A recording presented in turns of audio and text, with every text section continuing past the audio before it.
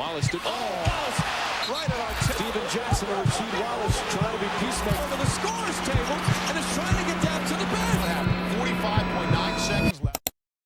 What just happened?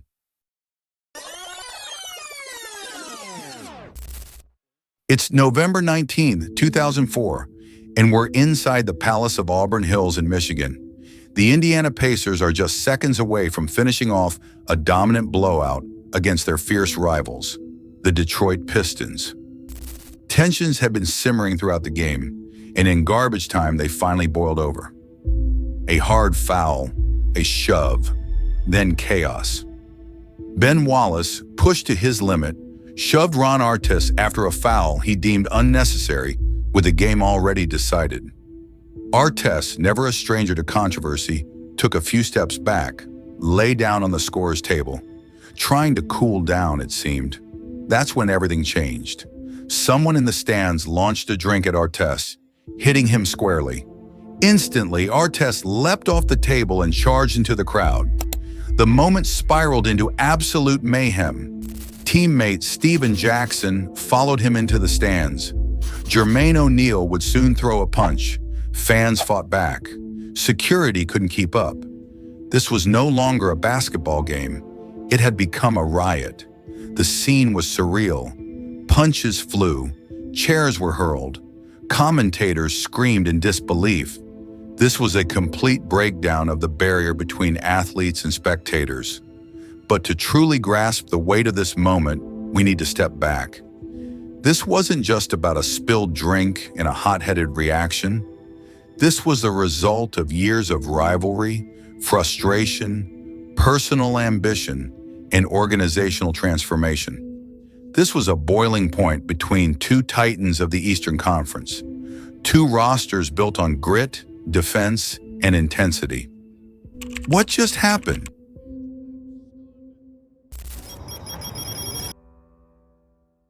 With under a minute left, the Pistons were trailing by double digits. Still, their all-star center Ben Wallace remained on the court. So did Ron Artest, Indiana's notorious agitator. Despite the comfortable lead, neither coach had fully emptied their benches. Carlisle managing injuries, Brown relying on his core. Wallace took offense at Artest's hard foul, perceiving it as unnecessary and disrespectful. His shove was fierce, a clear statement that he would not be disrespected, even in a loss. The referees, Ron Garretson, Tommy Nunez, and Tim Donaghy, failed to take control. Players stepped in to prevent escalation, including Rasheed Wallace, who, despite his hot-headed reputation, acted as a peacemaker in the moment.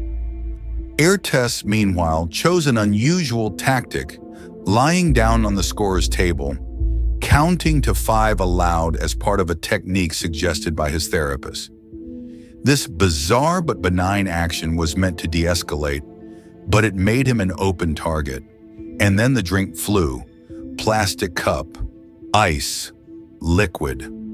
It struck Artest square in the chest. He jolted up and sprinted into the crowd, misidentifying the thrower. It was the moment the line between athlete and audience shattered. Artest lunged at the fan. Fists flew. Steven Jackson followed. Jermaine O'Neal sprinted in and delivered a sliding punch to a fan on the court. Other fans threw popcorn, chairs, even bottles. Players responded in kind. It was chaos. To understand why the spark caught fire so fast, we have to rewind. After Michael Jordan retired in 1998, the Western Conference dominated the NBA. The Spurs and Lakers took turns crushing Eastern teams in the finals. In 2000, the Pacers, then led by Reggie Miller and coached by Larry Bird, were overwhelmed by Shaq and Kobe's Lakers. Over the next few years, both the Pistons and Pacers couldn't get over the hump. In 2003, the Pistons were swept by the Nets in the conference finals and fired Rick Carlisle.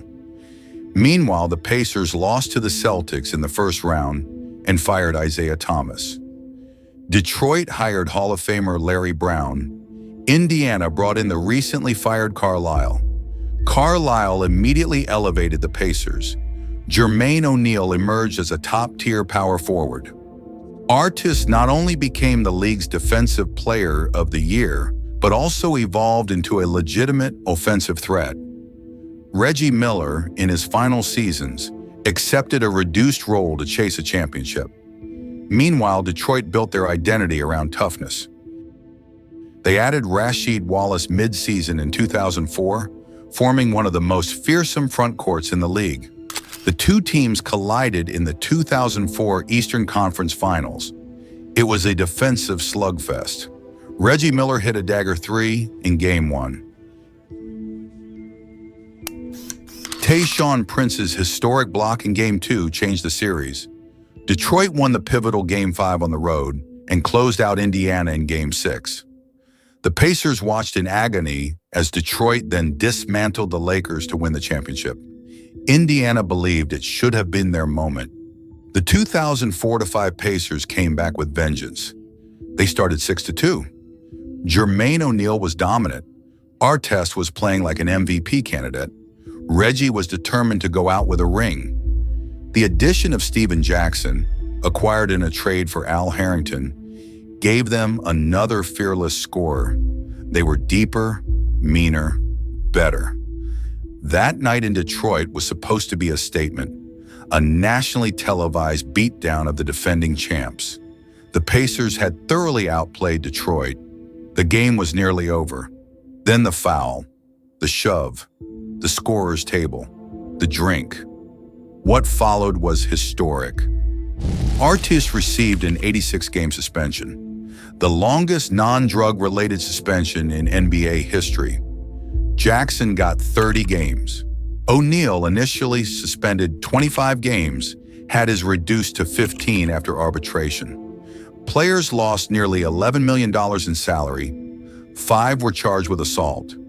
Several fans were arrested and banned for life from NBA arenas.